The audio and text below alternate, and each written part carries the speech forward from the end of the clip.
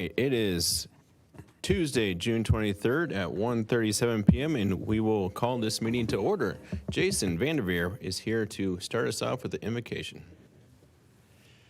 Let's pray. Father, we come before you this afternoon, and we just thank you. We know that all blessings flow from you, and we thank you that you haven't just created us, but, Lord, that you guide your creation. And so may we walk with you, may we know you, may we glorify you. Lord, we thank you that you not only created us, but that you think of us, Lord, and that is unimaginable for us. And we are created in your image, and so we pray that we may honor you in all that we do and all that we say. We pray that that would include here today. We pray for wisdom for our leaders, for all who serve you, blessing upon all people. And Lord, we just pray that you would be working in this county, in this state, in our nation, around the world. Lord, to end conflict and to draw all men everywhere to you. We pray for your kingdom to come and your will to be done here on earth as it is in heaven. In Jesus' name we pray. Amen. Amen. Thank you, Jason. If you could, if you're able, stand and join me for the Pledge of Allegiance. I pledge allegiance to the flag of the United States of America and to the republic for which it stands, one nation, under God, indivisible, with liberty and justice for all. All right, thank you. Mr. Garcia, Mr. Attorney, is there certification of the agenda? Yes, sir. The county attorney's office reviewed all items on the agenda. The board has appropriate jurisdiction over these matters. Okay, and is there any commissioner disclosures for this agenda? No, Mr. Chair, none for me. None for me either. That takes us right into the number 2 of our agenda. And I should say right off the top, Commissioner Teal will not be joining us today. He is dealing, I believe, with some family issues and just taking care of some business, as many of us do here over the summertime with him and his family. So Commissioner Layden and I will carry on in his stead. So number 2, we start out our ceremonies and proclamations section with the resolution proclaiming June as Elder Abuse Awareness Month. Julie Patel, our Protections Program Manager, and Michelle Kane, our Adult Protection Supervisor, presenting from Human Services. Hello, good afternoon. We're here to read the proclamation for declaring June Elder Abuse Awareness Month for our county. Fantastic. Hello. Whereas Douglas County older adults deserve to be treated with respect and dignity to enable them to serve as leaders, mentors, volunteers, and vital participating members of our communities. Elder abuse and exploitation affect every segment of our community, and preventing the maltreatment of our most vulnerable adults requires awareness, collaboration, and action from individuals and organizations across Douglas County. And whereas Douglas County Human Services received 1,117 reports to its Adult Protection Hotline in 2025, whereas the National Center on Elder Abuse in Douglas County recognized the importance of taking action to raise awareness, prevent and address elder abuse, and whereas our population lives longer, we are presented with an opportunity to think about our collective needs and future as a county. And whereas ageism and social isolations are major causes of elder abuse in the United States, and whereas recognizing that it is up to all of us to ensure that proper social structures exist so people can retain community, societal connections, reducing the likelihood of abuse. And whereas preventing abuse of older adults through maintaining and improving social supports, like senior centers, human services, and transportation, will allow everyone in the community to live as independently as possible and contribute to the life and vibrancies of our communities. And whereas community members play a critical role in protecting vulnerable adults by reporting suspected abuse, mistreatment, or exploitation to 303-663-6270 or 1-844-264-5437, Whereas join us in our engaging and empowering movement and putting an end to abuse.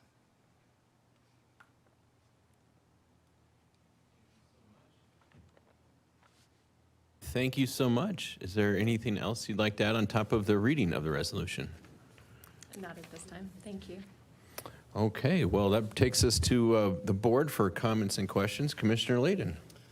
Yeah, thank you so much, and thanks to both of you, and let me make sure you can actually hear me. Oh, turn back on. Oh, and then it went back off, okay. Never great at IT.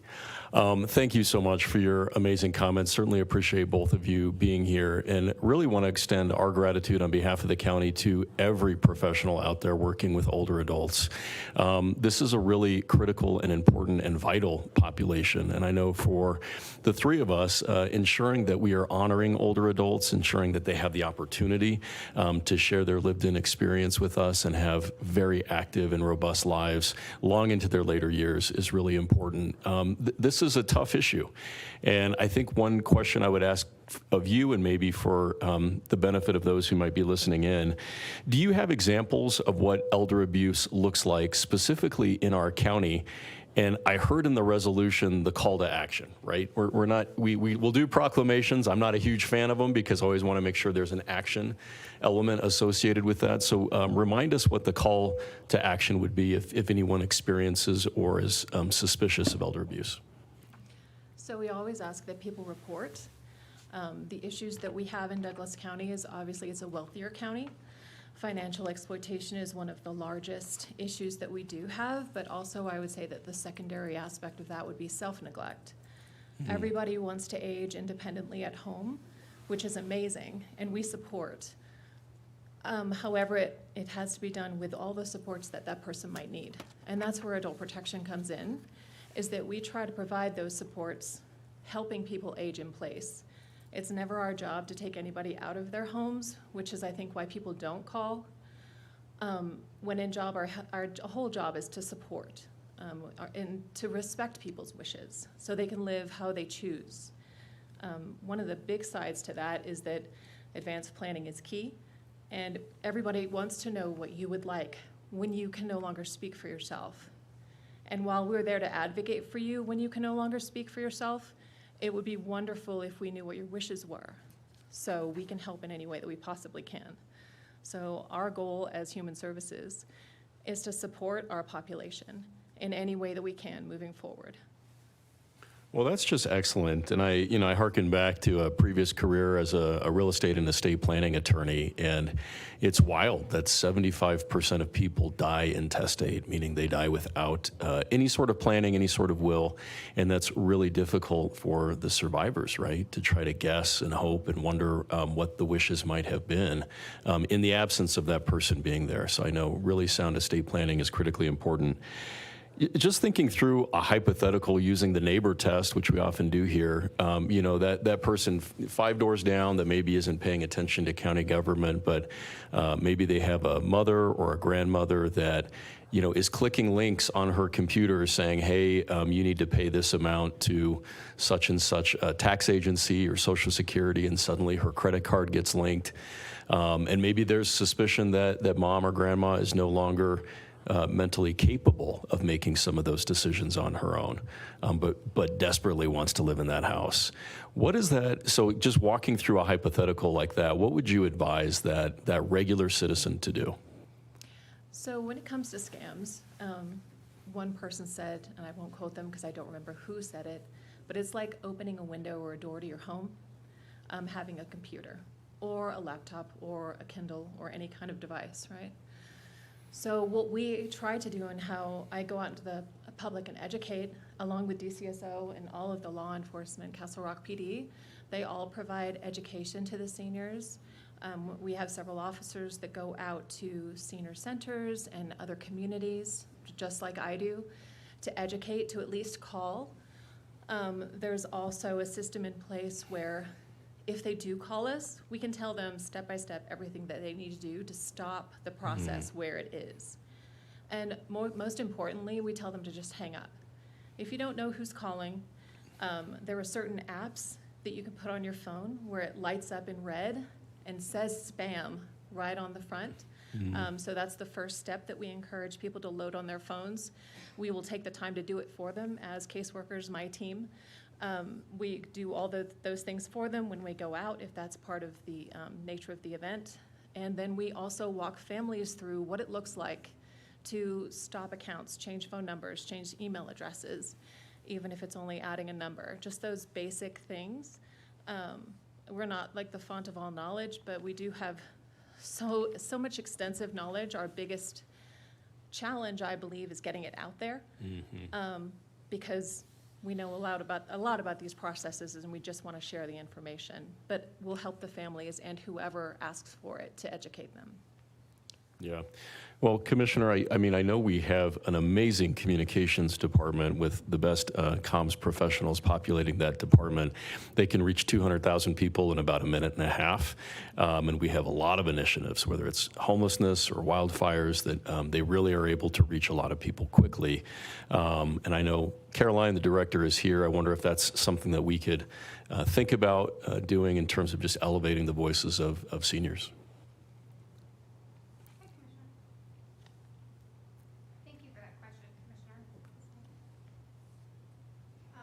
Actually, the timing is really great because this issue of the Douglas County neighbor that hit mailboxes over the weekend has this article on their work in adult protective services. So very thankful for the team for working with us on that story, and it should reach 155,000 addresses any day now, but happy to do more and talk about what more we could do to get the word out.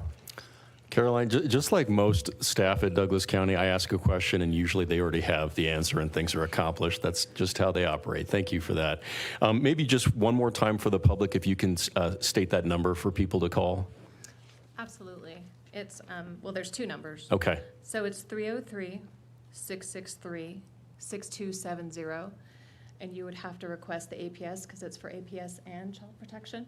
Okay. And then And the APS is Adult Protective Adult Services. protection, yes, sir. Yeah. And then the 1-844-264-5437 is the national number. That's the national number. Okay, thank you. Thank you, Mr. Chair. Oh, thank you. Thank you, Mr. Commissioner. And I know we have we do have a heavy agenda today with school resource officers in the House and lots of parks folks in the House, so it's awesome to see you all here. But there is a motion associated with proclaiming a month something, and so would like to ask if there's any public testimony that would like to be offered from any person here today. Okay, seeing none, public testimony is closed. That brings it back to the board for action. Mr. Commissioner. Thank you, Mr. Chair. If it pleases the board, I will make a motion to approve a resolution proclaiming June as Elder Abuse Awareness Month for Douglas County. Okay, and I will second the motion and speak to it. I think this is just so important that we take time out at the beginning of our meeting for this subject matter. We spend a lot of time protecting the most vulnerable, and we have school resource officers here today who protect our schools and our youth who are vulnerable and need that assurance and need that security and protection. And just like that, we also want to focus on all members of our society that might just need a little extra help. And proclaiming this as Elder Abuse Awareness Month, I hope does that. I hope it spreads word and makes some more people even more aware. And that's one of the great things about the magazine that went out to the citizens of Douglas County is hopefully they read that and it might be able to help some folks in their daily lives and help them avoid something particularly painful in the future, financial crimes or otherwise. But it's also about supporting, championing, and celebrating our human services, celebrating you two. Thank you so much for your tireless work. Please take back to your whole department and all the folks that you work with our deep gratitude and the gratitude of all of Douglas County for everything you do to protect people on a daily basis and respond. Because a lot of times it's something scary that's happening. There's a moment of panic and it's like, I don't even know who to call. I don't even know where to start. And so that's when you probably meet a lot of these folks and can really help them in that situation, let them sleep peacefully at night. And then finally, certainly a call to action for more awareness in our community. So happy to second the motion. Anything else, Mr. Commissioner? Well said, Chair. I couldn't agree more. I would just add for our colleague that is not here, Commissioner Teal, he has led a older adults initiative for many years and so thankful for the calls to action particularly around transportation that I know this board has worked really hard on, but wanted to just acknowledge his exceptional work addressing the needs of seniors as well. Certainly. I'm glad you mentioned that, so thank you. Okay, any further discussion? Seeing none, all in favor of, oh wait, has there been a motion? Yes, there has been a motion. It was seconded. All in favor of the motion passing, say aye. Aye. And I vote aye as well. That motion passes. That takes us to our second proclamation for the month of July. Let's see, a resolution proclaiming July as Parks and Recreation Month. Steve Schultz is here, our Parks Director from the Parks and Rec Department. Thank you, Chair and Commissioners. It's a pleasure to be here today to introduce this resolution to you, kind of an annual basis here. But since 1985 in the United States, July has been designated Parks and Recreation Month to celebrate the power of parks, recreation, and the positive impact that they have on citizens' lives. With over 3 million visits annually, then that's through parks and open spaces in Douglas County. The spirit is alive and well. Douglas County citizens engage in all forms of recreation, from trail use to competitive sports to horseback riding, biking, hiking, fishing, and bird watching, just to name a few. Parks, trails, and open space provide a break, a chance to compete, to exercise, and to recharge. In this spirit, it's in that spirit that the board and citizens alike supported the extension of the Parks, Trails, Open Space, and Historic Resources sales tax to fund recreation facilities, and which led to the board's vision and a historic investment in the parks and recreation throughout the entire county. With us today are many of the employees, the champions, the volunteers, obviously you board with your vision for the future, who have shown the dedication and collectively contributed and continue to contribute to the success of parks and recreation in Douglas County. And it's these efforts, as a part of a lot of really good things that the county does, that, in my opinion, contributes to making Douglas County the best county. So with that, Chair, I have the chair of the Parks Advisory Board here with other members of the community to provide some feedback, but the resolution, if it is the will of the board, could be read by the chair of the Parks Advisory Board. So with that, I turn it over to you. Okay, yes, let's please proceed. Okay. So with that, I'd like to welcome Amanda Bedimlia, the chair to the Parks Advisory Board. Amanda, it's so good to see you. Thank you for being here today, please. Good to see you too, Commissioners. Well, it's my honor today to also be joined by board members Carissa Smaldone and Christy Thomas here. They're out of Commissioner Layden's district, as well as, like Steve said, the Parks Department and staff, who really I just get to be the face, and they're letting me read this, so thank you. This resolution is a resolution proclaiming July 26th as Parks and Recreation Month. Whereas Parks and Recreation is an integral part of communities throughout this county and country, including Douglas County and Colorado. And whereas Parks and Recreation promotes health and wellness, improving the physical and mental health of people who live near parks. And whereas Parks and Recreation promote time spent in nature, which positively impact mental health by increasing cognitive performance and well-being, and alleviating illness such as depression, attention deficit disorders, and Alzheimer's. And whereas Parks and Recreation encourages physical activities by providing space for popular sports, hiking trails, swimming pools, and many other activities designed to promote active lifestyles. And whereas Parks and Recreation is a leading provider of healthy meals, nutritional services, and education.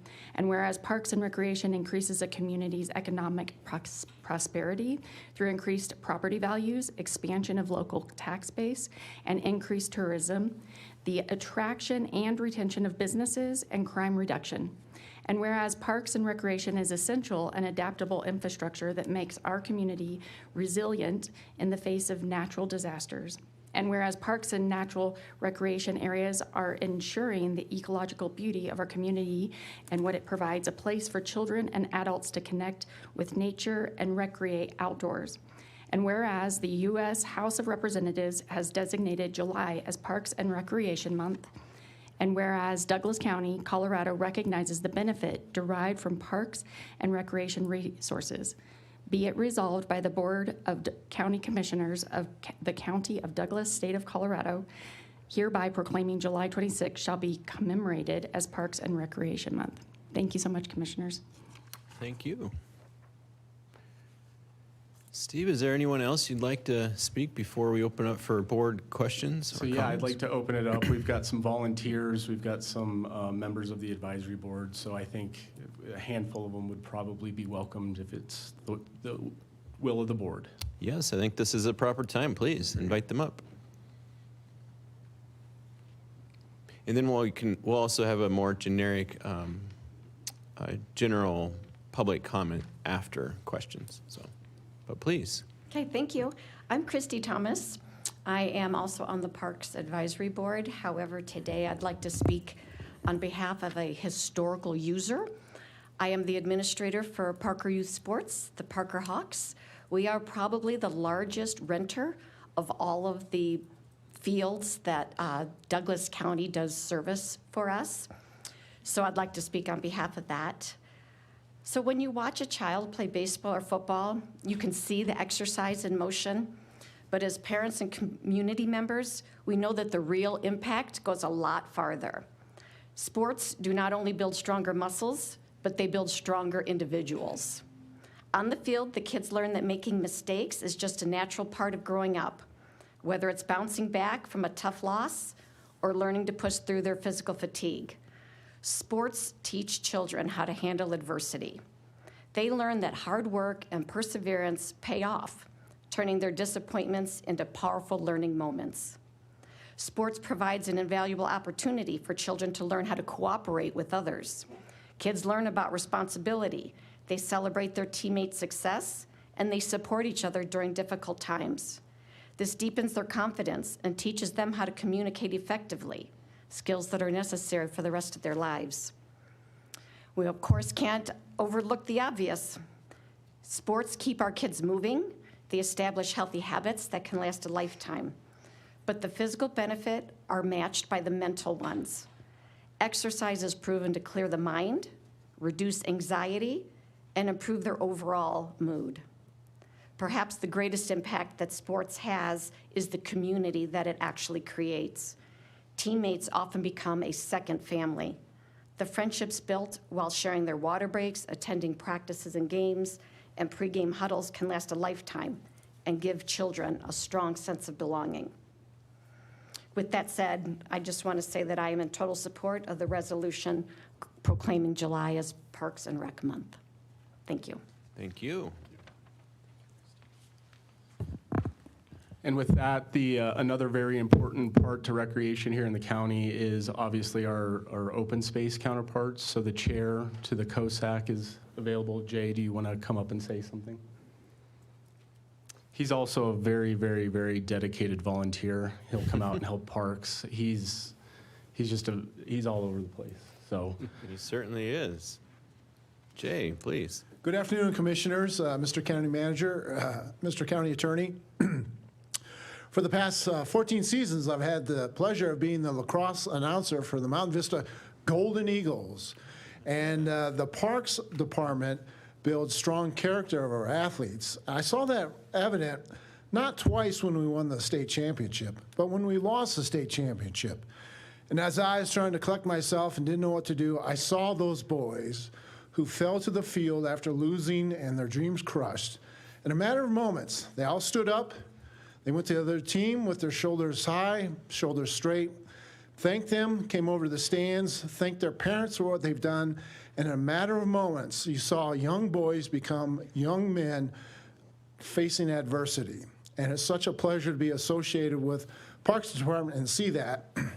Now, I do have a dream one time. I know both of you have young boys, and I don't know if they play lacrosse, but if we get them to Mountain Vista High School, I'd love to say one day, goal, Layden, assist Van Winkle. Or maybe it could go goal, Van Winkle, assist Layden. But either way, I think it has a nice ring. So thank you.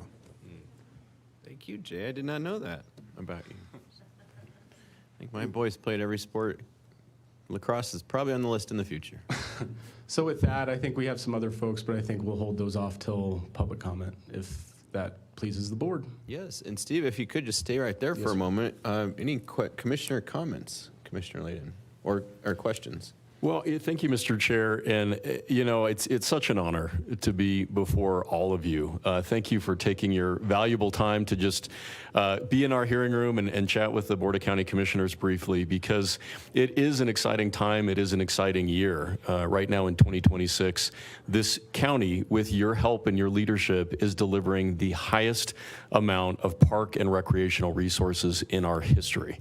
So it is a really exciting moment for all of us, particularly young people that have been actively looking for space. And I just wanted to highlight the great work of Steve, Morgan, Nick, Stephen, really all of our amazing chairs, Amanda, Jay, the awesome staff that make our parks look so. I was thinking about this even last week, Steve. We were at the Highland Heritage Park, and we went to the concert on Thursday night. Does anybody go to those concerts? We've been going to those since my oldest was like 5 years old, and she's now a junior in college. And every year it is just so, it's Americana. I mean, it is so beautiful and pristine and perfect and well cared for. And that's why citizens like to go to that park and all of our parks. I think of the great work that you all did preserving Sweetwater as well as Tepfer Park for the citizens of this community. And I want to highlight the work of Lone Tree and Highlands Ranch in that effort. But this board several years ago, to your point, made the decision to put forth that measure to preserve parks, open space, and historic resources. And because of our citizens, and 87% approval, we now have $330 million for parks, open space, and historic resources through the life of that measure. So I want to thank our citizens for the willingness to do that. And, I often think about, the challenges associated with parks. And, there's a really important park in the United States as we think about our 250th anniversary. It's called Central Park. Right? And there was a very active individual, a lawyer, a reformer, an activist named Andrew Haswell Green that was sort of the godfather, the founder, and the thought leader around Central Park. And people were furious. Boy, there were landowners, people in that area that were like, you can't possibly put a park in the middle of New York. And we forget about that, right? Because we look at that particular area in America and are very thankful that amazing natural resource is there. So we know that new ideas don't always come without challenge, but we are so excited to be moving forward on, again, these amazing projects that will greatly serve our communities. So again, I just wanted to thank everyone for being here. We're celebrating this today because of you. Thanks, Mr. Chair. Thank you. Okay, with that, I'll open up for a public comment. If there's anyone that would like to comment on declaring July 2026 as Parks and Recreation Month, please step forward now. And please just introduce yourself, tell us where you're from, and proceed. It should pick you up. There you go. Hello, my name is Natalie and I'm 12 years old. I am really happy to be here to recognize the amazing work done by Douglas County Department of Parks and Recreation. Without Parks and Rec, I wouldn't be able to do many of my favorite things. Just in the past few months, I've used Paintbrush Park for soccer practices and games, walked from my house to Redtail Park to explore the trails, and cooled off in the fountains at Civic Green Park. Over the years, I've also enjoyed fishing at Fly and Bee Park, riding my bike on trails, participating in nature adventure programs, and taking classes like horseback riding, tennis, skateboarding, and lacrosse. And for as long as I can remember, I've loved visiting the Highlands Ranch Mansion for special events like the father-daughter dance. My mom and sisters also love the Human Pretzel program Parks and Rec runs at Civic Green Park on Saturdays. I think they call it yoga. I did have one scary park experience when I was younger. I was playing at Big Dry Creek Park while my sister was at soccer practice when I discovered lots of baby snakes in the sand. It turns out I had accidentally found a snake den. Thankfully, my mom called the ranger, and by the next practice, the area was safe again. So thank you for not only maintaining our parks, but for handling the hard and dangerous stuff. As I've gotten older, I've realized that beautiful parks and trails don't magically take care of themselves. I'm grateful not only for the work Parks and Recreation does to keep our community clean, safe, and beautiful, but also for the opportunities you give us to help as well. I especially want to thank Mr. Luke Thornton for organizing countless volunteer opportunities that I've participated in, such as planting flowers and trees in spring and winterizing those trees in preparation for winter.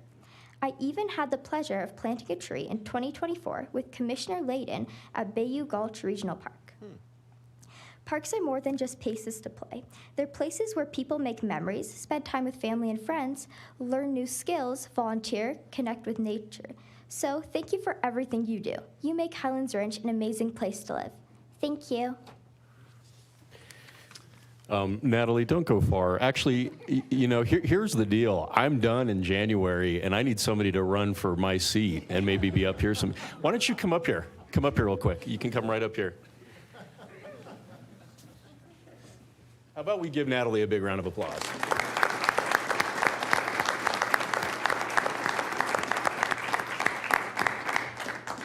One of these days, I need you to be here. You want to bang the gavel one time? Okay, you do that.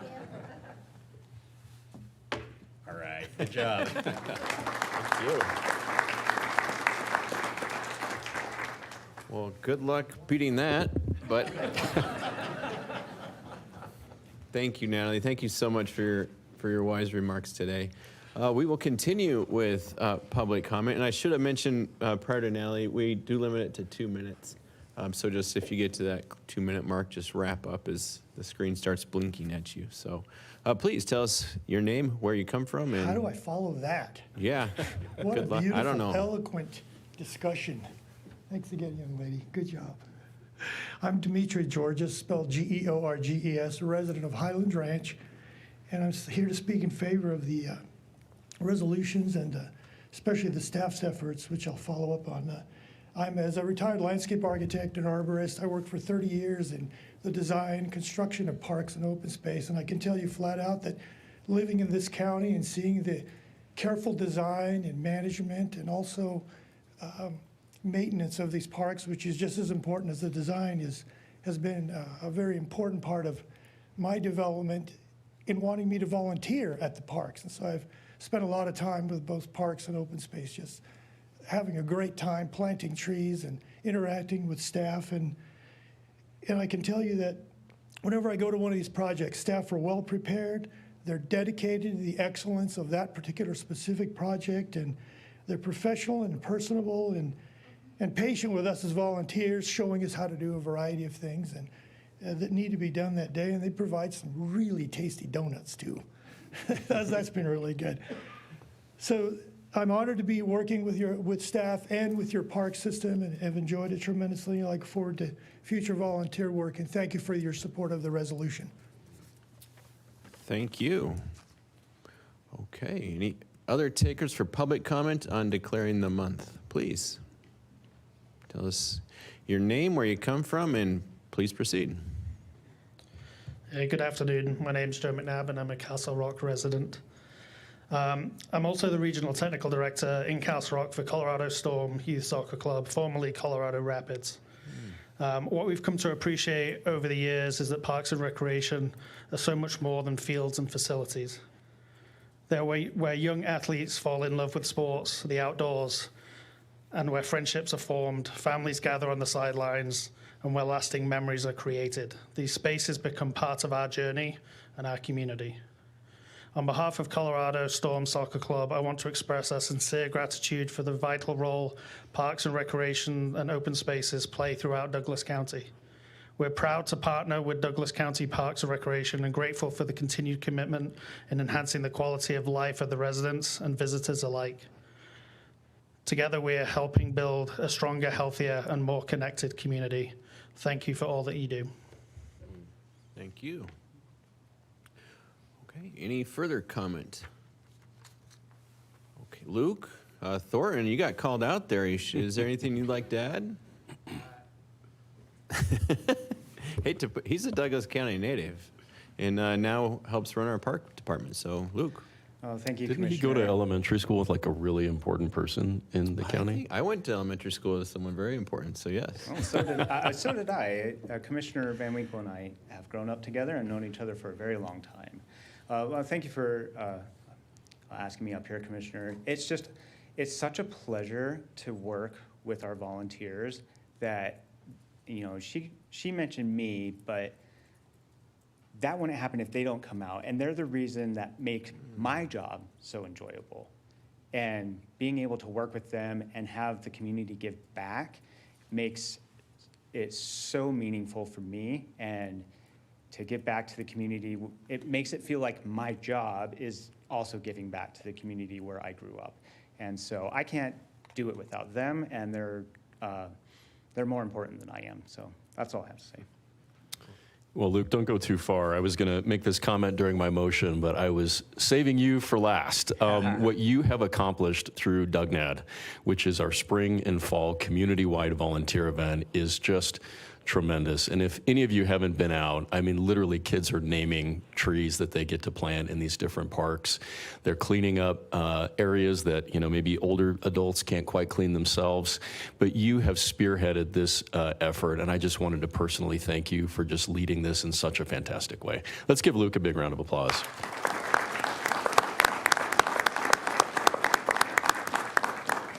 Thank you, Commissioner. Thank you, Luke. Well, with that, we will close public testimony and bring it to the board for a motion. Mr. Chair, if it pleases the board, I'll make a motion to approve a resolution proclaiming July 2026 as Parks and Recreation Month. Well, thank you, Mr. Commissioner. I'll second the motion and speak to it because this is, I can't speak, and I kind of share the same heart as Luke, I think, of just thanking the citizens, because becoming a commissioner at this point in my life, after growing up here, there was a long span of many years where Douglas County did not build any parks.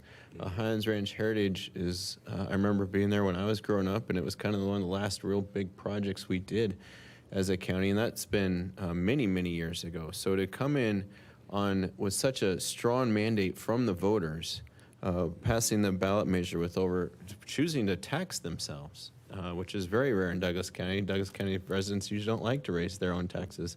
But close to 90% said, yes, we want to raise our taxes. And we want more parks, we want more recreation. And then we're hearing from the teams like the soccer here today, from swimmers, from lacrosse, from every sport, from hockey, saying we turn families away, we turn kids away because we don't have enough space. And so to become a commissioner on the big wave of such a strong mandate from the voters to act and to build, and specifically in the parks and open space area, has been such a blessing. And I think, at least in my short time here, we've delivered in a large part. There was the Highlands Ranch Wildcat Regional Park, which is 352 acres of preserved open space. It will be passive. It'll be great bike paths. It'll be great walking paths. It'll be amazing. That was an area that was slated for pretty intensive construction and development that is now going to be preserved open space. Same thing with Topher Park, and that was actually voted on prior to me becoming a commissioner, but to be here to see the ribbon cutting, to be there for it, which it was supposed to be an elementary school, and within was, well, it's not going to be an elementary school. Is it going to be developed into offices or shopping centers or anything? And now it's a preserved park. And on top of it, of course, us putting the money back into our community parker, Salisbury Park, Lone Tree, High Note Park, Castle Rock, with Gold Crown and their amazing facility just across the highway here that they're building, and Zebulon. Zebulon was a vision that was kind of coming together in loose parts. Started even before I became a county commissioner with partially kind of the idea for what Wildcat was, but that was the right idea, just wrong location. And now that will be about 100 acres of recreation, like parks, traditional parks, hopefully swimming pools. Thanks to USA Olympics for really stepping up and paying the bill for it. But along with that 100 acres of development is 400 more acres of just preserved open space and wildlife corridors.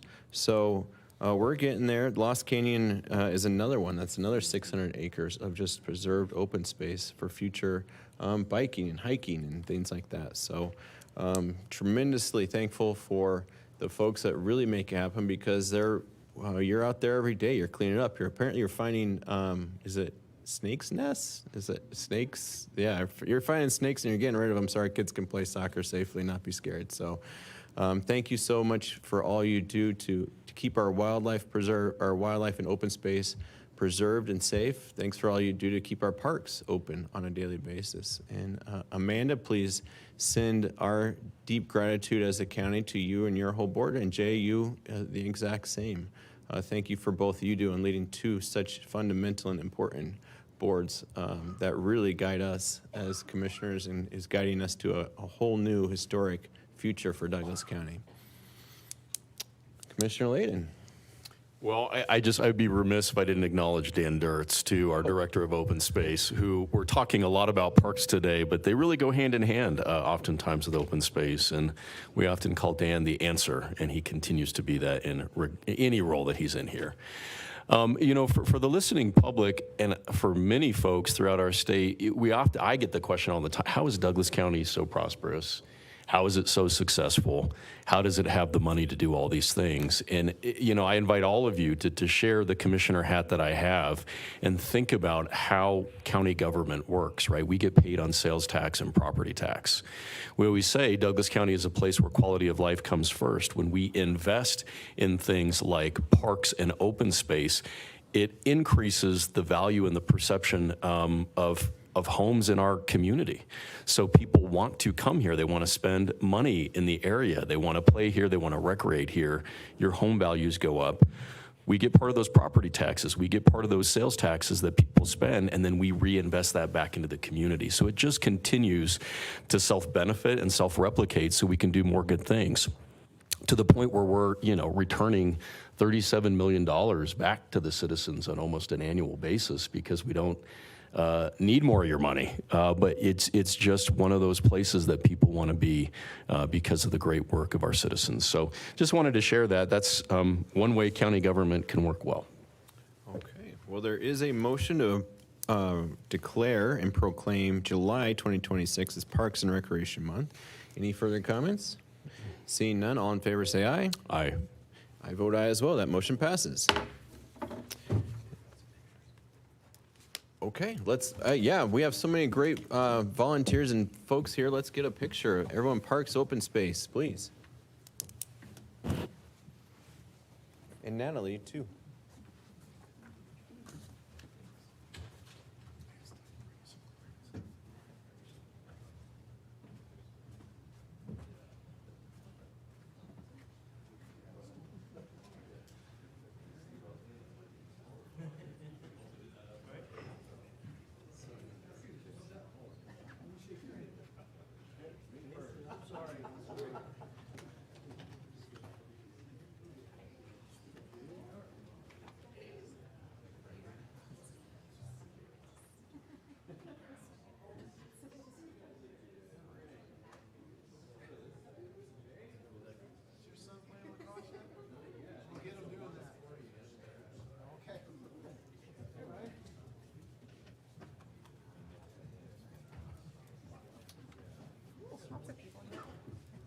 How far?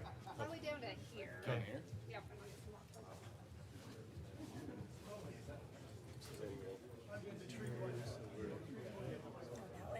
Just to make space.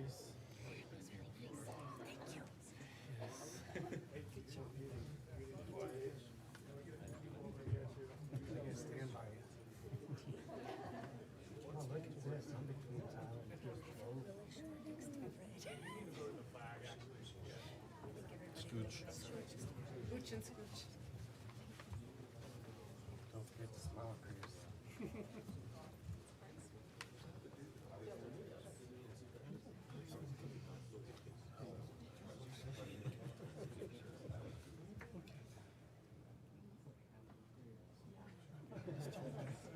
Noah's head's lit up. Look at that.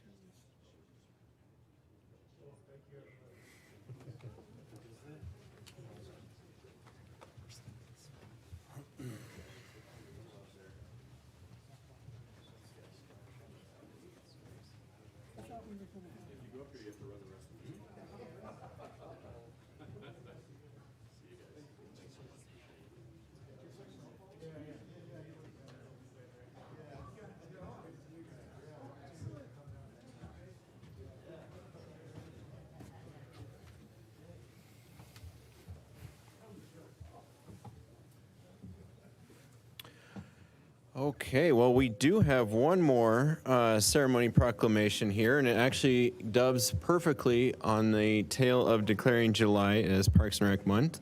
We have a Parks Employee Recognition to recognize someone very special, presented by Morgan Morhart, our Parks Operations Manager.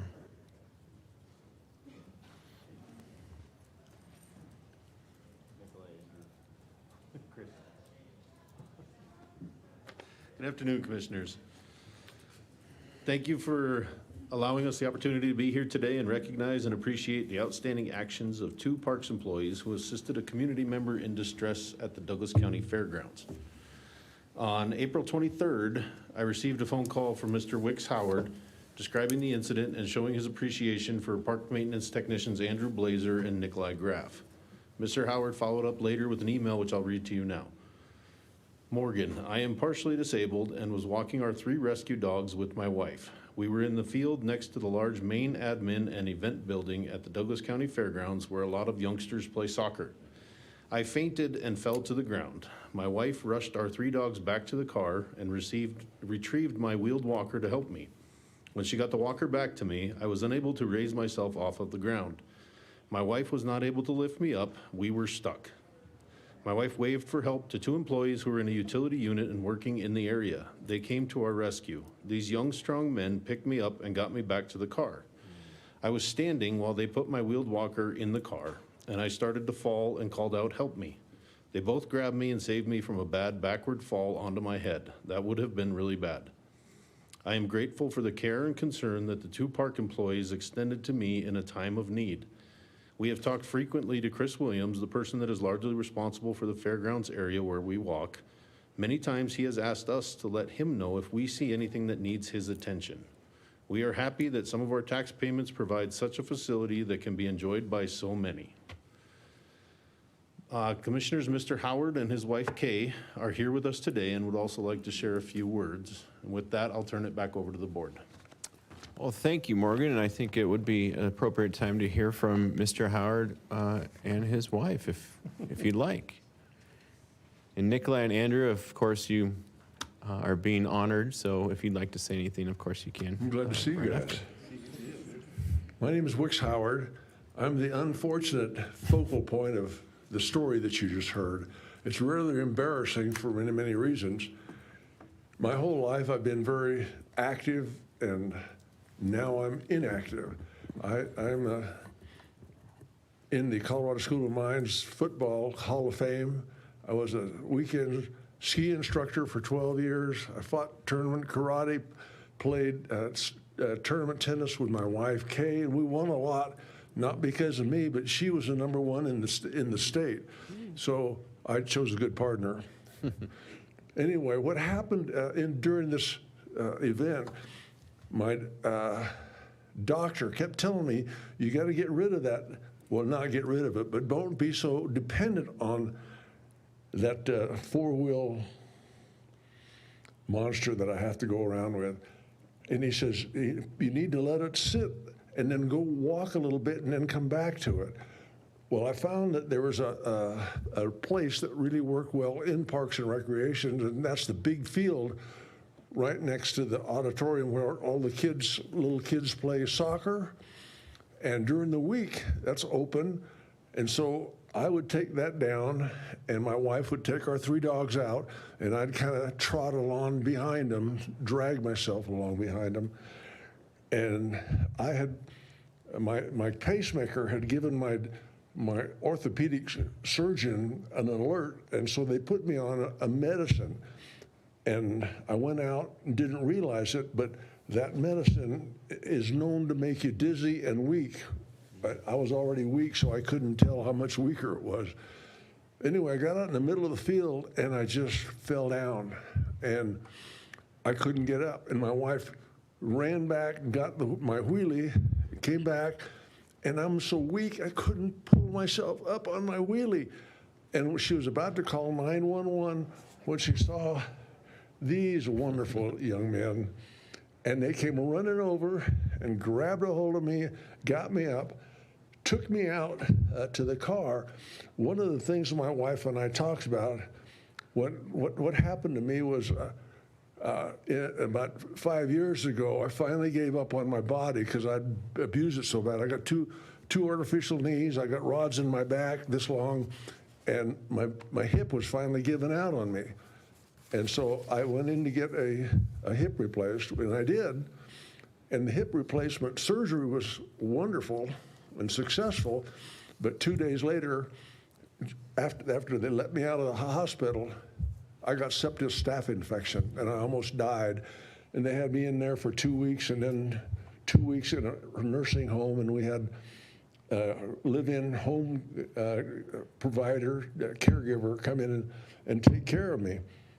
And so one of the things that came to my wife and my mind, we're both servants of God, and I'm part of Chuck Colson's prison ministry. I had done ministry at Arapahoe Detention Center, 1 hour a week for 34 years.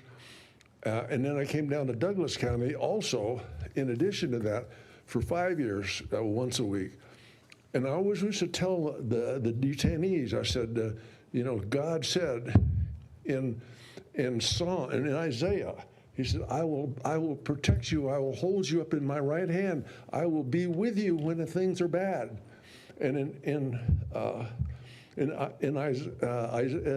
Psalms, it said, I will counsel and provide my angels to stand by you when you have problems to protect you. I kept thinking about that when these guys came over and picked me up and took me over to the car, and I said, this is wonderful. And so I was standing at the back of the car, and they were putting the monster machine in there, and all of a sudden I started going like that. I said, help me, help me. And they grabbed me. It was like 4 steel things came up under me and grabbed me, and you know what? My wife and I had talked about this. We have had 5 of our good friends and part of our own family die because they fell on the concrete backwards like that, or on asphalt. One of them got out of bed and hit his head on the back of his head on a dresser. So that was going through my mind, and I was going like this. I said, it's all over, and I'm gonna hit my head and I'm gonna die. I mean, that just flashed in my mind until these guys picked it up and picked me up. And it reminded me of the scripture that I tell the guys in prison, that he will send his angels and he'll guard you. I had 2 angels. And now your friends don't consider you angels, maybe, and maybe your parents don't, but I do. So something I would tell you, you and God saved my life. You really saved my life, and I'm grateful for it. And my wife has an award for you here. Oh, thank you so much.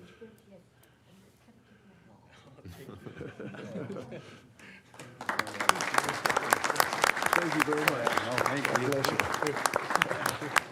Thank you, Mary.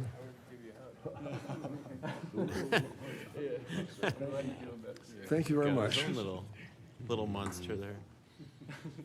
Well, Nikolai, Andrew, would you like to say? You don't have to, but you've earned it. Nikolai and I are just glad you're doing okay. Okay, Commissioner Layden. Well, you both are. To do good, ask him again how you can continue to allow him to help other people in your life. Oh, we will. Thank you. That's awesome. And I know I can tell you guys are humble and you probably don't feel like what you did is as significant as what you just heard, but it truly is and was. And it's so representative of all of the staff in Douglas County. You all are good people that just, you know, you just step in when you need to. You do the right thing consistently. You didn't have to be there and go the extra mile, but you did. So again, thank you for that. And sir, to you and your wife, no doubt with all of that athletic prowess and excellence throughout your life, I have no question that you would have done the same thing for a senior in your position in your day. And you probably did help out in ways that we didn't hear about today. So it's nice to see that generational support and assistance, and wish you all the best. Okay, well, there's no motion, but let me just personally add my thanks and gratitude to you, Nikolai and Andrew. We have great organization. We have great parks. We have great amenities. We are an amazing county, but none of it's possible without the people that make it. And I see many still stuck with us here in the audience today. But it's truly an honor to take a moment and just say thank you to you two. Keep up the great work. And we have a bit of a recognition here to hand to you. And if you're okay with it, would love to get a picture with you. And sir, thank you. 34 years of prison ministry, a lifetime of service. If you're not careful, you're gonna get yourself stuck in the Douglas County Hall of Fame yourself. So thank you so much for being here. It'd be easy not to say something, but you did, and we appreciate it.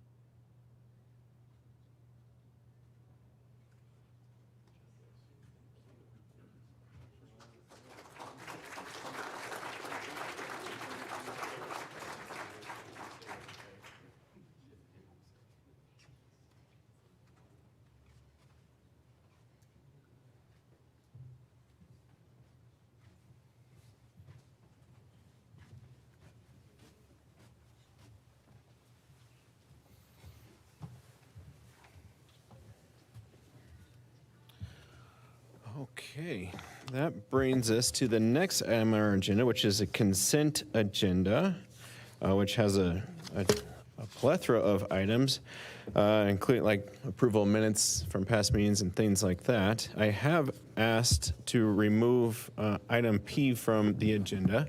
So with that, Mr. Commissioner Layden.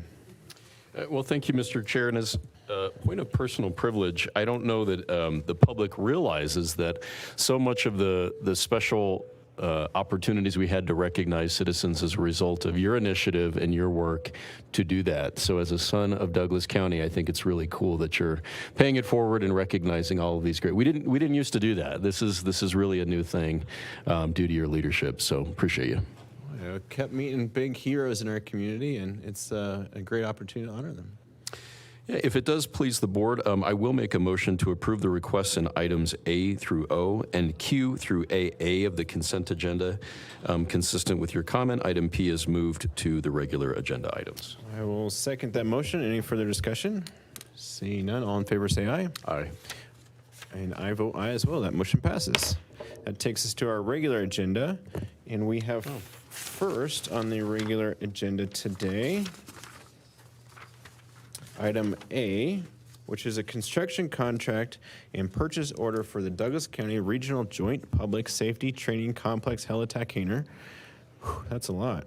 To TCC Corporation for a total contract in the amount of $420 million roughly. Tim Hallmark is here. I see Tim from our Facilities and Fleet Department. Tim is another one of those great heroes that quietly go about their job every day. Tim, please. Good afternoon, Commissioners. We have before you today is Phase 1 of our Regional Joint Public Safety Training Complex. Phase 1 being our Helitack hangar. The need. Wildfire is the county's primary natural resource threat, natural hazard threat. 331 Helitack missions since 2018. 17 billion in values protected. That will give you an overview of the Regional Joint Public Safety Training Complex. This first phase, we're looking for an award of a contract to TCC Corp for the development and construction of our Helitack hangar. Total contract amount of $4,221,302. We have a few renderings of what this facility is going to look like. That's the exterior landing pad view, which is kind of looking at the facility from to the west out of the east. That's the kind of front main entry from the front parking lot. And then just a general overview of the site. Facilities solicited bids from 6 pre-qualified general contractors under RFQ 01425. Bids were opened on May 14th with 4 responsive bids received. TCC Corporation submitted the lowest responsive and responsible bid and satisfied all contract requirements. The contract cost breakdown. The hangar construction itself is $2,971,524. Alternate number 2, which is wet utilities that'll be coming from the north and bringing in water and sewer to the site, is an add to the contract of $699,173, and then a construction contingency of $550,605, bringing us to that total project cost of $4,221,302, which is actually well within our identified budget that was approved earlier this year. Our current timeline, if the board approves this contract today, we'll have about approximately 60 days to get to a final design on the pre-engineered metal building. That should put us about 90 days from a groundbreaking with the construction contractor, with a potential opening spring of 2027. Things go well.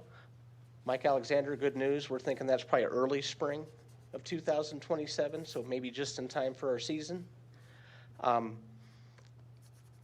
Our recommended actions is for the approval of the purchase order and contract with TCC Corp for the $4,221,302 for our Helitack hangar. Funding has been identified and will be provided out of Fund 240, BU 870055. Now this is the best part. Myself and the Director of Office of Emergency Management are here to answer any questions you have either about the project or about the great resources it's going to provide for the Helitack program in Douglas County. Okay, and before that, Mr. Alexander, would you like to say a few words as Director of the office? Sure thing. Thank you, Commissioners. I appreciate the opportunity. Mike Alexander, I have the honor of serving as your Director of Emergency Management. Within that, responsibility includes operational administrative oversight of the Douglas County Helitack program, which, again, is the only locally operated and controlled Helitack program for wildland fire suppression in the state of Colorado. We are achieving amazing things here in Douglas County in public safety and protection of our citizens and their property with your support.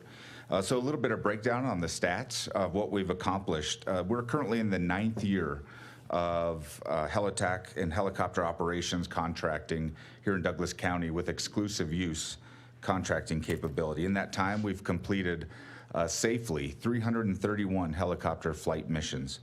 How that breaks down is 112 wildland fire missions, including 81 of those fires being within Douglas County and 31 outside, which are fully reimbursed by our state and federal partners. We've responded to 27 smoke reports throughout the county, responded to 13 all-hazard incidents, which are things that include search and rescue missions, downed aircraft, and other. We've also completed numerous trainings, 179 training missions, which allow us the opportunity to ensure that when the bell rings, the call comes in for a wildland fire, we are fully prepared, ready, and capable of meeting that mission. You saw a statistic up there related to our value protected. Here in Douglas County, the average square mile across all of 844 square miles in Douglas County is valued at around $150 million on average for a square mile. Given that we've responded to 112 wildland fires in the last 9 years, we estimate that we have protected around $17 billion worth of property value via those 112 wildland fire responses, threatening on average around a square mile per fire. Pretty significant value in protection, considering that we have spent over those 9 years around $8 million. So $8 million spent, $17 billion protected, which has nothing to say for the lives and quality of life that we've protected here in Douglas County. I'm proud to work here as your Director of Emergency Management, happy to answer any questions and support this investment in long-term public safety for Douglas County and our residents. Thank you. Thank you, Mr. Alexander. Any questions from the board for these two? Thank you, Mr. Chair. I don't have any questions, but again, this is such it's an amazing moment, really it is. The journey that I've been on for 8 years with you both, this amazing emergency management team, the Helitac team, law enforcement, there is probably nothing more profound that this board will ever do than address the #1 potential threat facing our county, which is the threat of wildfires. And you all have heard me say this many, many times, but anytime we go to DC and see the Department of the Interior or the Forest Service maps, it always has California and Colorado, specifically right here, as the hottest, reddest, and brightest in the nation.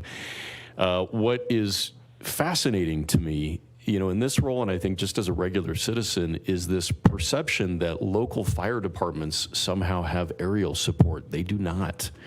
They do not. And it's just amazing that we are the only county out of 64 counties that has its own owned and controlled and operated Helitac team. As chairman of the metro area county commissioners, I would love to see the other metro area counties with their huge budgets like ours consider this sort of program. I mean, $17 billion, billion with a B, in property values protected. I often say this is the good news that people will never hear about. The homes that didn't burn down, the people that did not die, the pets that were not lost, memories that they still get to keep because this government was serious about public safety. Again, it goes back to the comment that I made with parks. We are an amazing county because we invest in the things that matter most, and public safety matters most. I know when I first came on board, it was actually the fire chiefs and emergency management who asked the Board of County Commissioners to have a meeting on the second floor, and they were showing visuals of the Firehawk and saying, hey, we need to have some kind of helicopter for this densely wooded, we're 50% open space. We need to have a helicopter. And the board I was a part of at that time, which did not include Commissioner Van Winkle or Commissioner Teal, said no, it's not necessary, not something we're going to prioritize at this time. And then there was a school shooting, and then there was COVID, and then there were other things. But I'm really glad we got back to it. I'm so glad we have a Wildfire Action Collaborative. I'm so glad we have a phenomenal sheriff that recognizes the value of this Helitac team. And really, I don't think there's any better emergency manager in the state than Mike Alexander, and his reputation goes far and wide. And of course, Tim, I think we keep your plate full at all times, especially now this time of year. With all of the facilities that you manage for the county, it really is remarkable. But I'm pleased. I'm looking forward to hearing public comment on this before I render my vote, but you might guess how supportive I am of what I've heard so far. Thank you, Mr. Chair. Thank you. And I do have a question, actually two questions for you, Mike. One, you said there, and help me, because there were several different numbers. There's 331 missions. You said 81 fires put out or attacked here in the county. And was it 31 out, or was it 81 total, and of that 31 was out? And then second, and I'll just ask you both, and you can answer both at the same time. Have there been times where we did call upon, and in my previous role as a state senator, I worked very hard to get the state a Firehawk, and a second one prior to leaving. But have there been times where we as a county have called upon the state and they were just unable to respond or respond in a timely manner where that fire would get incredibly dangerous?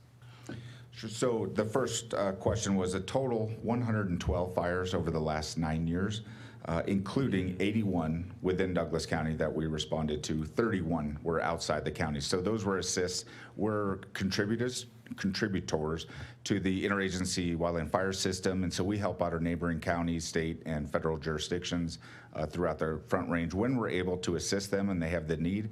We do that whenever possible. We did that this year. We went down to Pueblo County and assisted them with a wildland fire that had potential to threaten residents down there. Those costs are fully covered by the state and federal partners that request them. So no cost to Douglas County citizens. On the other side, as contributors to that interagency system, we do rely upon state and federal partners for large fire response. There have been several instances here in Douglas County, such as the Chat Ridge fires, where our helicopter would be first on scene, and we've received additional support from state helicopters, state helitack crews, federal helicopters and air tankers, and all of us working together to solve the common good. There have been times that other resources were not available when we've requested them due to their inability to fly in a certain mission, or they were already engaged on wildfires in other areas, which is exactly why we invest in this resource here for Douglas County, because that ensures that it's always available here when we need it and that we can pull it back. If we're loaning it to our neighbors, we always have the ability to pull it right back here to Douglas County and support the hometown. Well, that is huge because knowing the state that we live in, unfortunately, many of the wildfires, especially in the summer seasons or months, are on the west side of the Continental Divide. And if the state helicopter's over there, the Front Range is largely really dependent upon Douglas County in many respects. And it is great to know that we get reimbursed. It sounds like, I think you said 31 out of 81 in county, 31 out of county, so about a little more than 1 in 4 missions are outside the county that we get reimbursed for as a county to help pay for projects just like this one. So thank you, Mike. With that, I do want to open it up for public comment. No one signed up on here, but if you failed to sign up but want to comment anyway, please come forward now. Well, I don't see any movement in the room, and so I will close public comment. That brings us back to the commissioners for a potential motion and further discussion. Thank you, Mr. Chair. And I want to be specific about what we're doing today. So we have had the opportunity to have a helicopter during what we consider really those hot, dangerous months. But again, what we always say is fire season is January 1st through December 31st. And the Marshall Fire was late December. So having a helicopter and a helitack team ready to go locally, close to where we're at, every second counts. What the board has been discussing for years is a climate-controlled hangar that could house that helicopter during months when it is snowing or raining and you just can't have a helicopter outside. We have not had a climate-controlled hangar in the county to be able to do that. This $4,221,000 helps accomplish that. Am I stating that right, Tim? That's correct, yes, sir. Yeah, so it's significant. I think not only will we be able to really address fires immediately when they occur during those hot months, but now literally the entire year once the establishment of this hangar, it's constructed and up. I can't imagine what that response, maybe for the benefit of the public, Mike, how much does that improve response time for us? Well, it's tremendous. And I'll give you an example that's relevant to today. So right now, our helicopter's out exposed to the elements 24/7 while it's on exclusive use contract with some severe weather potential this afternoon.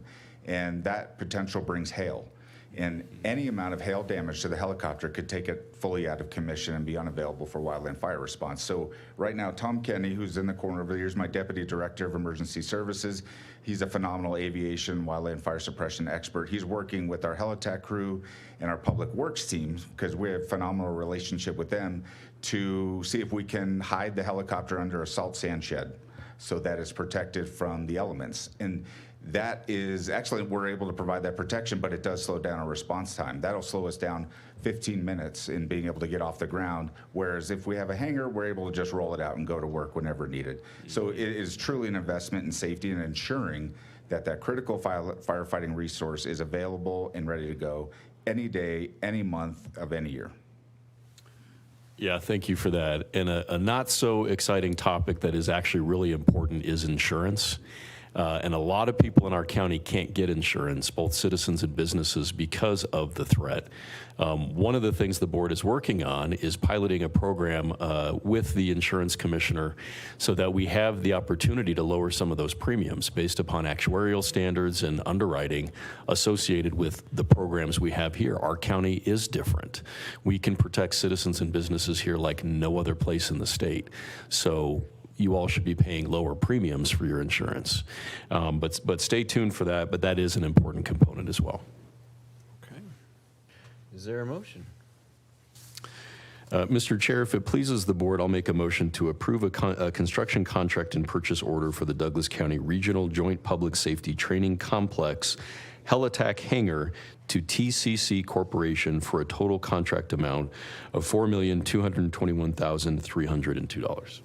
Okay, and I second the motion. It seems to me as a clear, direct investment in protecting our homes, protecting the open spaces that we were just championing and talking about, and protecting all of our residents from catastrophic events, and really minimizing that response time. We live in a dangerous climate, a dangerous region of our country when it comes to wildfire, and we also have the pine beetle coming down to lower altitudes that we hadn't seen previously. So I think the timing is right. We are ahead of the curve. It doesn't always feel like it because it's one of those things that keeps us up at night is wildfire. And we know there's good people like Mike and your team out there all the time protecting us. So deeply grateful for that. But also if I lived in Jefferson County, I would be thankful for Douglas County for being able to provide the helicopter so often as we do. But I also, I don't know, I'd be a little worried. So I'm glad that we're taking the lead, glad that we're providing the service, not just for Douglas County, but for all others. So I'm proud to second the motion.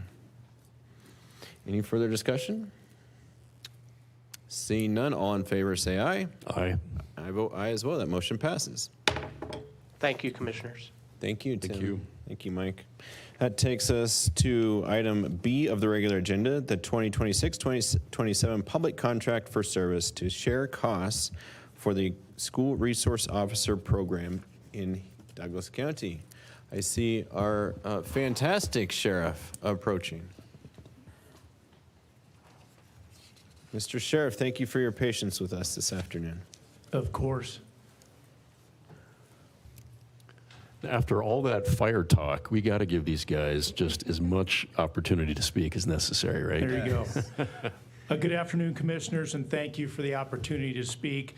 I am here to respectfully request your approval of the 2026-2027 School Resource Officer Cost Share Budget. We are proud that Douglas County has the largest and most successful School Resource Officer program in the state of Colorado. To give you a snapshot of our current operations, our SRO team proudly supports 57 schools across Douglas County. This massive responsibility is carried out by our dedicated crew of 37 deputy sheriffs, 1 commander, 3 sergeants, 2 corporals, and our very popular therapy dog. We are also in the process of adding 2 more therapy dogs to our ranks. And I want to highlight that American Academy Charter School is fully funding their own therapy dog that will be added to the cadre. The demand of our services remains incredibly high in Douglas County, In 2025 alone, our SROs handled 4,497 calls for service within our school district. And if we had not had those SROs in the schools, that would pull a district car off the street from their normal responsibilities. And while we're still waiting for our final numbers, our safe to tell tips average about 2,500 per year. And those safe to tell tips come in 24 hours a day, 7 days a week, and we respond to all of those, which tells you how much our children and how much our parents rely on that system. The proposed budget before you maintains these critical staffing levels. It ensures that our team has the essential training, equipment, and community engagement funds necessary to run vital programs like our youth academies and our bicycle safety education program. The Douglas County School District's mission is to provide an educational foundation that allows each student to reach their individual potential. Our SROs directly advance that mission. We help foster safe, supportive, and learning environments for students where students can learn, staff can teach without fear of violence or disruption on those campuses. We are incredibly proud of the strong partnership that we have built with the Douglas County School District. Our SROs serve not just as law enforcement officers, but as mentors, advocates, and protectors of those kids. Thank you for your continued support of the Sheriff's Office, and thank you for contributing to the safety of our children in Douglas County. You are contributing to safer schools, stronger communities, and better outcomes for kids across Douglas County. And with that, I'm happy to answer any questions that you might have. Okay. Any questions? Well, thank you, Mr. Chair. I don't have any questions, but I'm glad the fire folks are gone because I need to tell you all something. We talked about the number one threat being wildfires and how dangerous that is to our community, but nothing is more precious to our county than our kids. And you think about the thousands of calls that you all have responded to. This began after the STEM shooting when this board said we want to partner and we want to make sure we have the highest number of SROs and that every school gets covered. And that was met with a lot of resistance at the time. I actually testified in front of Kevin when he was a senator. And, we were getting a lot of pushback from now commissioner colleague in Arapahoe County that this is a pipeline to prison and that, we need to have SROs be softer and wear, pink T-shirts to make people feel okay. And at the end of the day, I said, why don't we protect kids like we protect you all, politicians in this building? I had to go through security just to even get to this committee floor. Why aren't we protecting kids in the same way? And I am so thankful that this county, this board stepped up and said yes. The offer we made to the Board of Education was half. We will match whatever you do.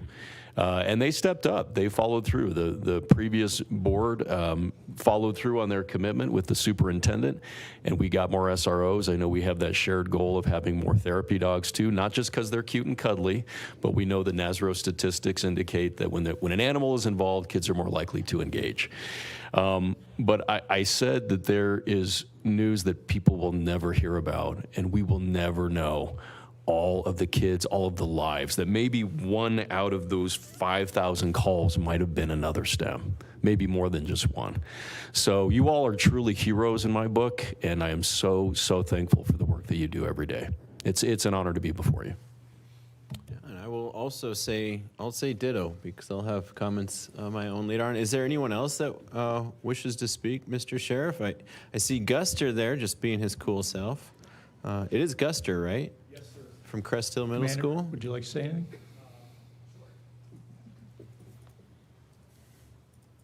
Thank you, Commissioners. Thank you, Sheriff. I just want to emphasize the good work that these people do behind me.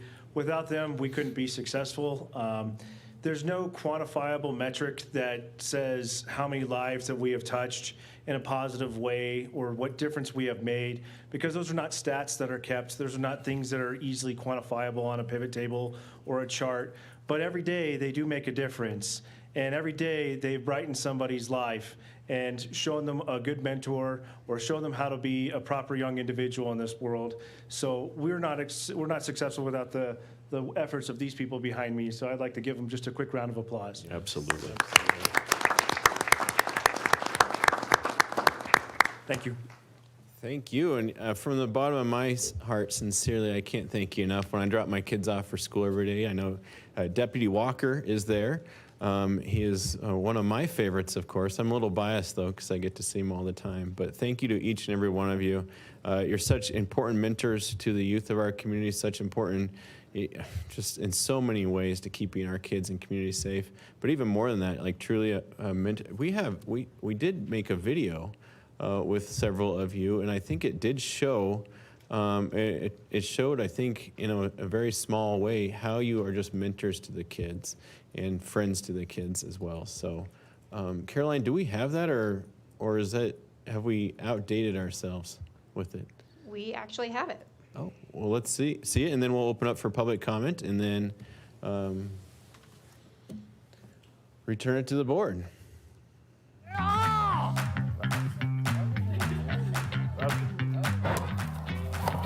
That went under.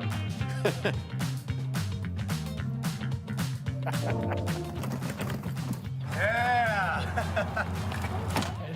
What's up? I know how I would approach this. How do you guys approach this? Really impressive to see. Every time you walk in the classroom, the entire classroom lights up.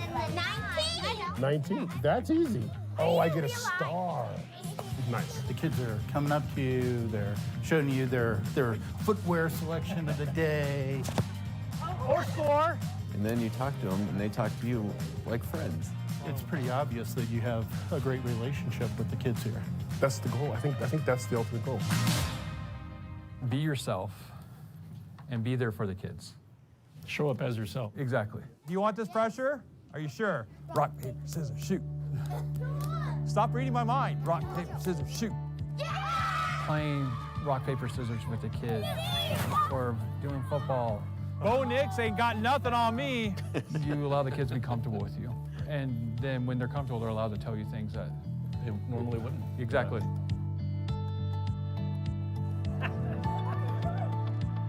That relationship is critically important.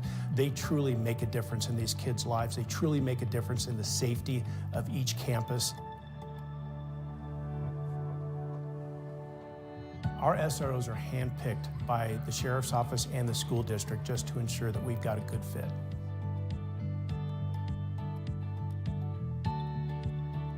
Bottom line is that SRO is there to save lives. God forbid that they're needed in that role. Has there been a particular moment that really stands out to you? A hard time in my life was when we had the incident at STEM school. I was actually over at Valor when that happened. So much of what we're doing today with school resource officers is upon reflection of what occurred and trying to invest so that a tragedy like that doesn't happen again. You have that one moment, that one thing that occurs. The main one that really stands out is one of our students was feeling suicidal. She went up to the rock up here in Castle Rock and was texting a friend that she was going to jump off. A few years ago, I had a student that was in crisis. She was self-harming. There's been many times that I've talked to kids and just really just let them know that I'm there for them, no matter what it is. But ever since then, she hangs out with me all the time. Oh, wow. She's actually doing really well. That's fantastic. She graduated and everything's going great.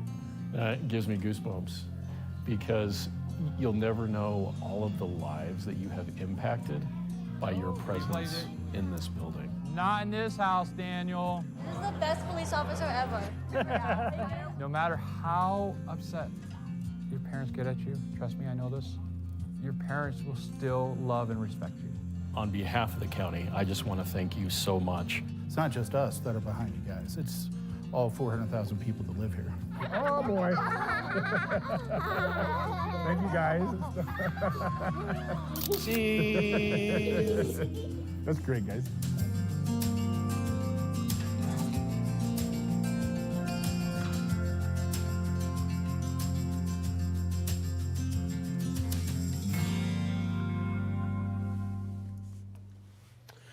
Well, Well, thank you so much. Thanks, Caroline, and thank you so much for being here. That brings us to public comment. If you guys, you could take a seat probably.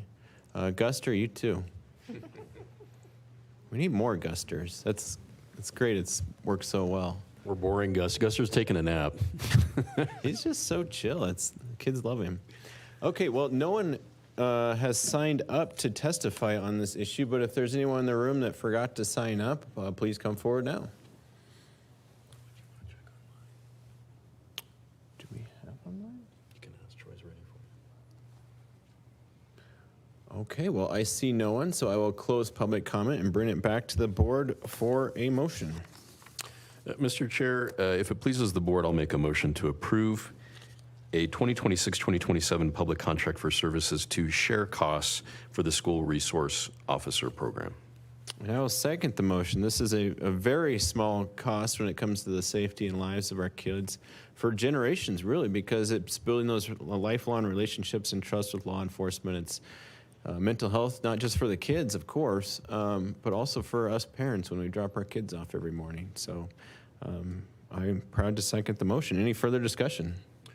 Well, since you're here, I'll just make the comment. There are places in the state of Colorado we know well where law enforcement is not welcome and you're vilified and you're treated as the bad guy. This is not one of those places. I am so proud that Douglas County is a county where we lift up law enforcement. We're thankful for public safety.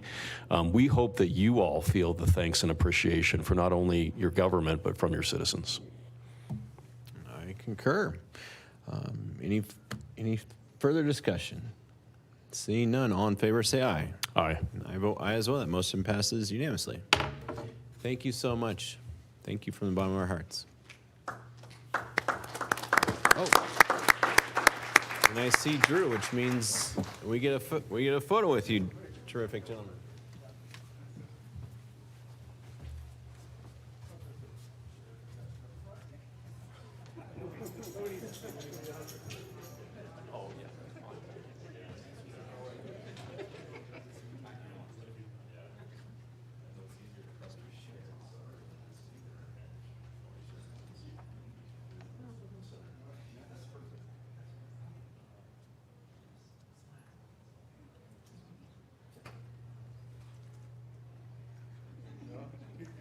All right, count of three.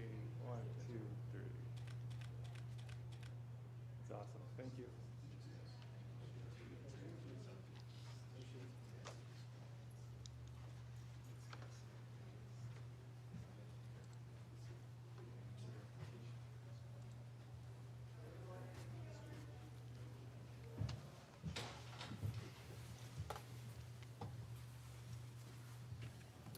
Okay, actually two more items on our agenda. That takes us to public contract for service with RS&H Inc. for the Colorado Boulevard Bike Ped Bridge over C470 project. Roland Bundy, PE Capital Improvements Project Manager from our Departments of Public Works Engineering Department presenting. Please take it away. Good afternoon, Commissioners. As you said, Roland Bundy with Public Works Engineering. Here to talk about a public contract for services with RS&H for the Colorado Boulevard Bike Ped Bridge over C470. A little screenshot of project area and kind of where the project limits are. Little background on the project. The objective of this project is to design and ultimately construct a separate bike ped bridge over C470.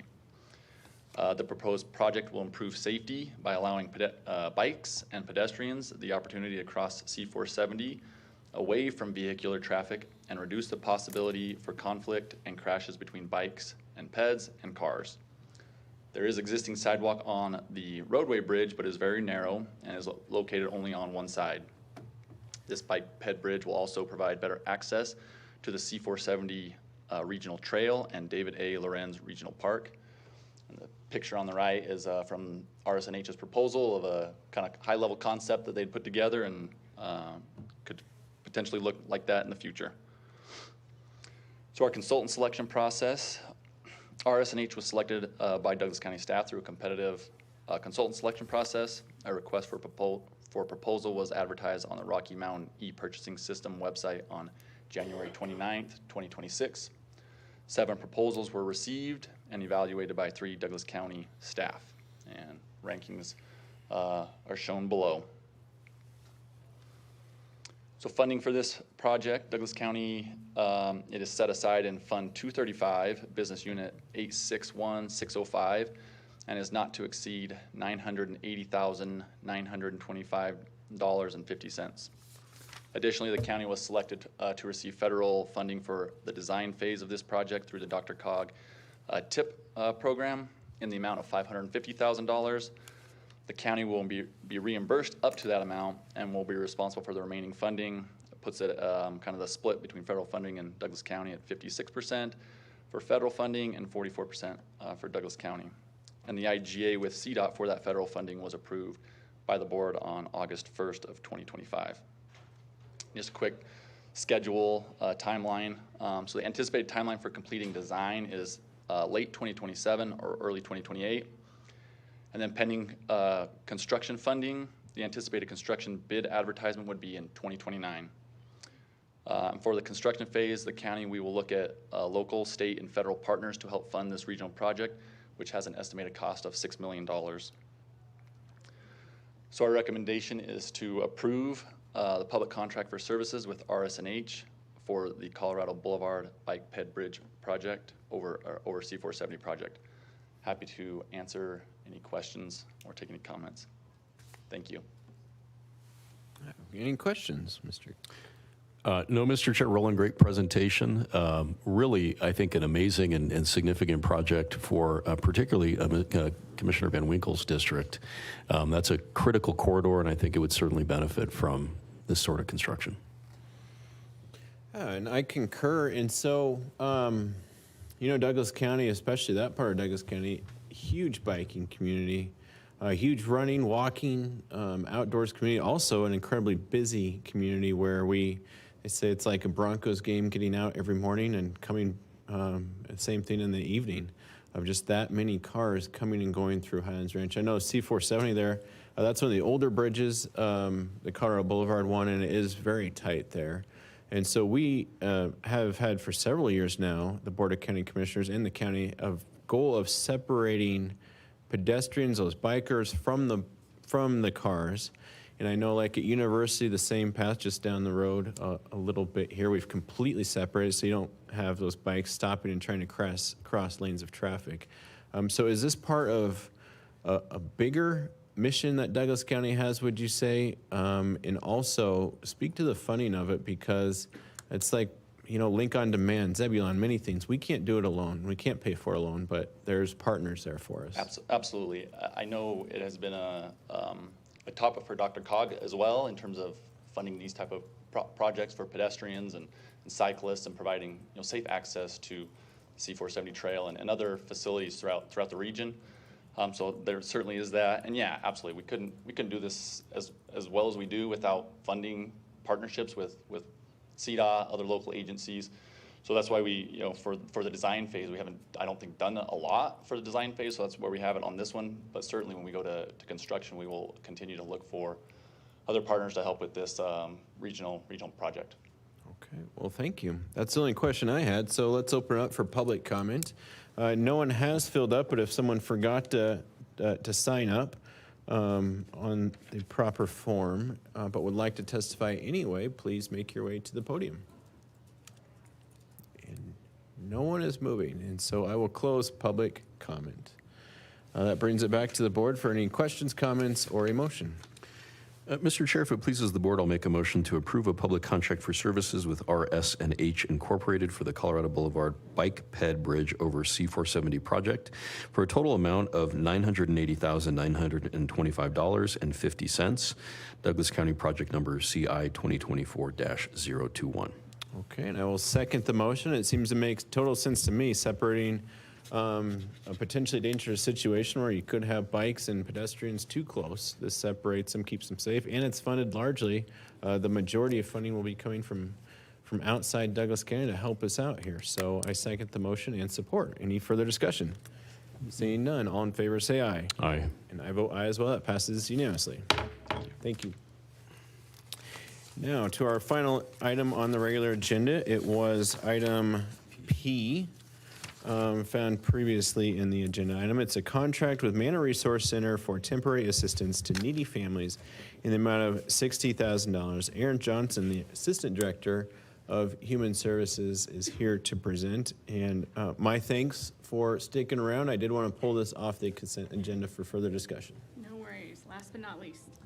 I am Erin Johnson with Human Services, and I have had the honor of administering the Temporary Assistance to Needy Families program for the last 16 years for the county.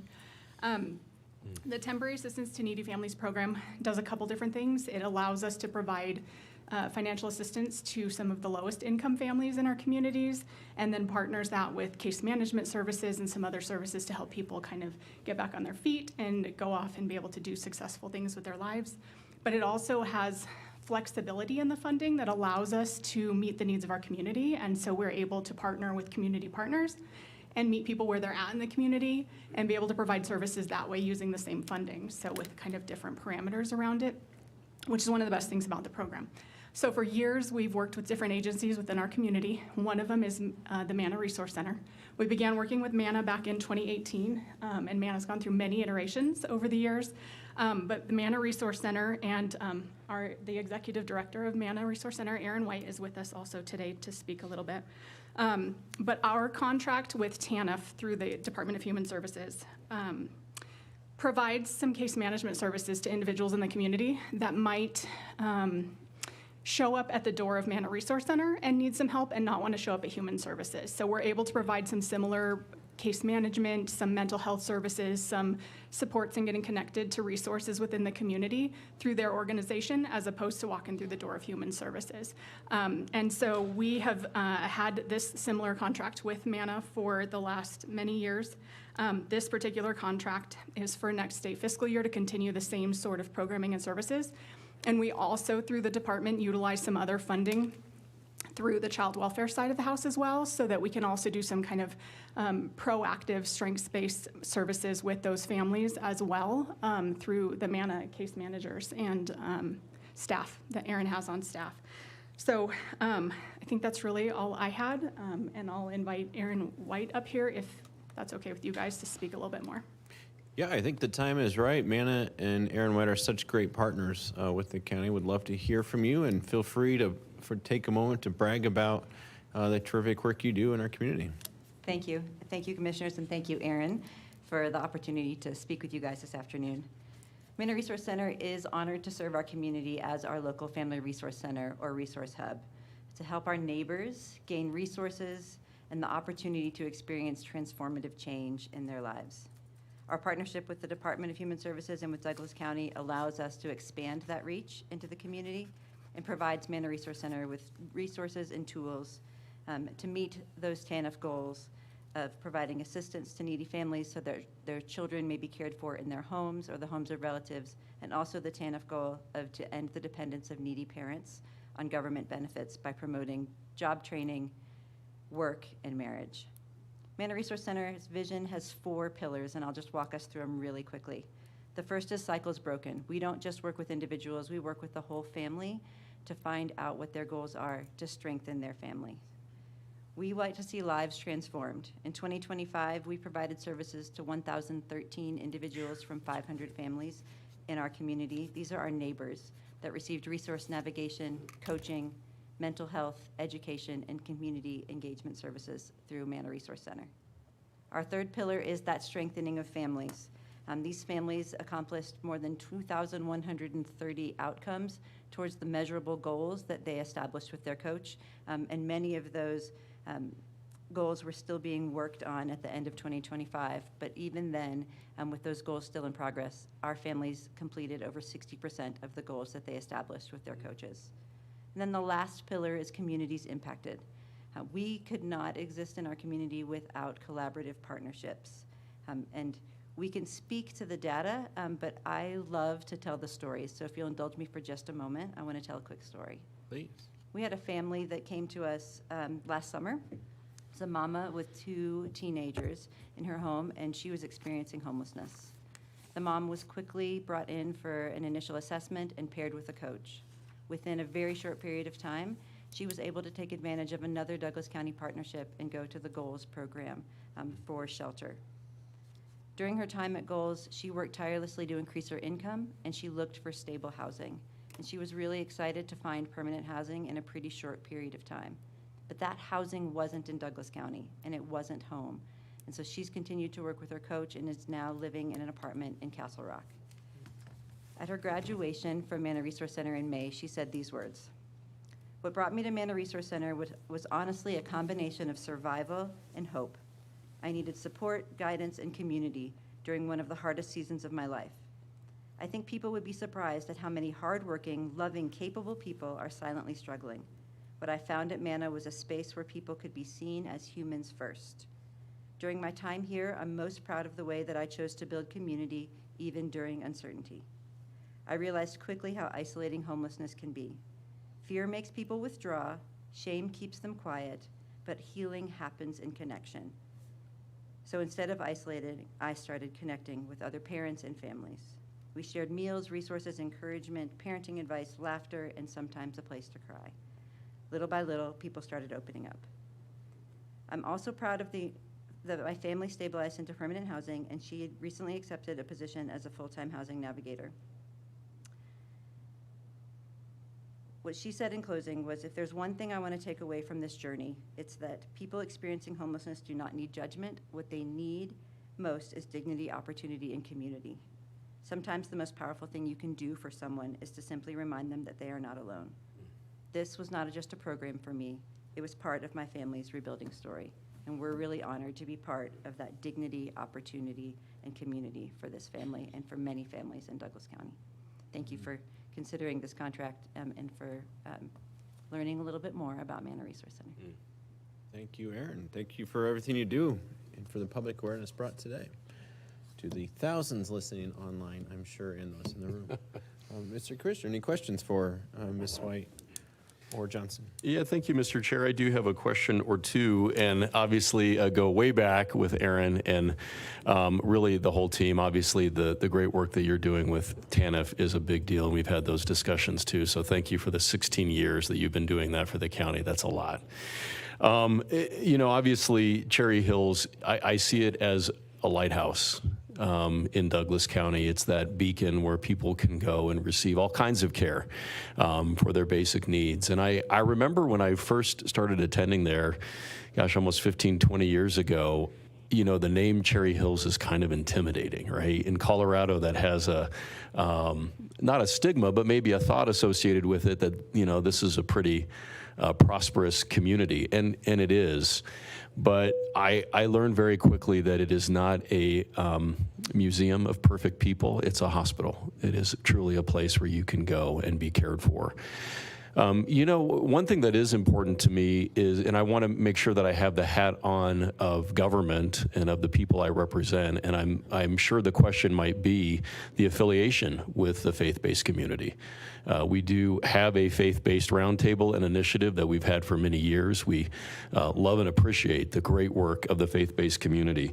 But when we think about that zone of shared services that we provide, I know, I'll just speak for myself, it's really important that anybody we're working with works with everyone, right? And so I want to make sure that I ask the question and the hypothetical, Erin, if there is anybody that is, regardless of race, religion, disability, sexual orientation, age, is anybody excluded from services if they walk through your doors? Not at all, and I appreciate the question. You may not know this, but when the Manna logo was created, the beams in between the wedges on our logo were meant to represent a lighthouse. So your analogy of referring to the church that is our parent organization as a lighthouse is spot on. We will serve anybody in the community and meet them where they are, regardless of their circumstances, background, and make them feel safe, comfortable, seen, and heard. We are a Christian organization, but there is no spiritual programming that is part of the services that we provide, unless somebody would choose for that to happen. One of the things that I'm really excited about, and I think shows the heart behind Cherry Hill's desire to serve the community is the fact that they're building a new building on the campus of the church that will house Manna Resource Center and the Manna Care Food Pantry. To reduce any barriers people might have to not only coming onto a church campus, but to coming onto a giant church campus like Cherry Hills. So hopefully by this fall, or at least by the end of this year, we will occupy that space and really reduce any further barriers to people receiving services through Manna Resource Center and the Manna Care Food Bank that's part of the church. Well, that's awesome. And, you know, I often think that God put me in this position because I'm a bit of a bridge, right? I'm a Christian. I'm also Latino. I'm also LGBTQ. You know, I think for me, it's important to ensure I'm representing all people in my community, and to know that if I went to Manna, I would not be excluded based upon any of my affiliations. That's great. Thank you, Mr. Chair. Thank you. And I believe that will now take us to public testimony. Is there anyone in the audience who would like to testify on the contract with Manna Resource Center? Seeing none, public testimony is closed. Thank you so much for both being here and presenting and bragging a little bit about the great work you've done. I know for a fact if we as the government try to duplicate what you do or try to take the place of it, it would cost a tremendous amount more in taxpayer resources. So to me, this makes sense, $60,000 to help support you and your mission that supports so many people from our community on a daily basis makes sense to me. So with that, I'll bring it back to the board for any further comments, questions, or a motion. Thank you, Mr. Chair. If it pleases the board, I will make a motion to approve a contract with Manna Resource Center for temporary assistance to needy families in the amount of $60,000. I second the motion. And Ms. White, please take my gratitude back to your whole team and all of Douglas County's gratitude back to your whole team. Thank you so much, Ms. Johnson, Ms. White. I second the motion. Any further discussion? Seeing none, all in favor say aye. Aye. I vote aye as well. That motion passes. Thank you. That brings us to the end of our regular agenda. Let's see here. That brings us to commissioner comments. Commissioner Layden, any general comments for us today? None for me, thank you. All right. You've heard enough from me today. There's just always so much going on. We could talk about our upcoming fair and rodeo. We could talk about so much more than we did today. But in the interest of time, I will move on to the next item, which is Mr. County Manager. Do you have a report for us today? Okay. Nothing report, but it is filed. It is very detailed. So if you'd like to check it out, the County Manager report is always available online every other week, I believe. That brings us to our adjournment. The next business meeting will be held Tuesday, July 14th, 2026 at 1:30 p.m. This meeting is adjourned, and we will take a moment to flip the room over, maybe refill our drinks, use the restrooms, and be back here, I say, in 5 minutes for the land use hearing.